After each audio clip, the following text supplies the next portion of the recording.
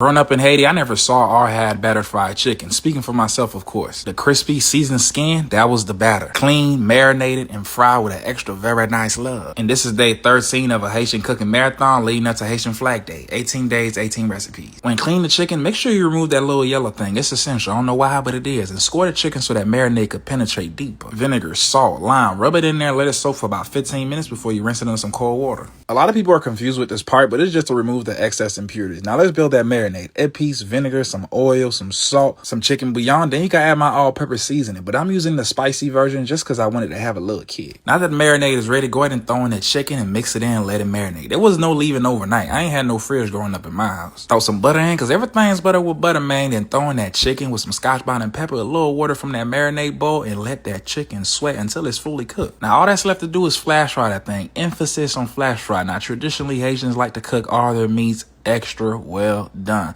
but do your jaw a favor, baby. Just flash fry that thing. You'll be good. Then all you gotta do is eat, baby. Very nice.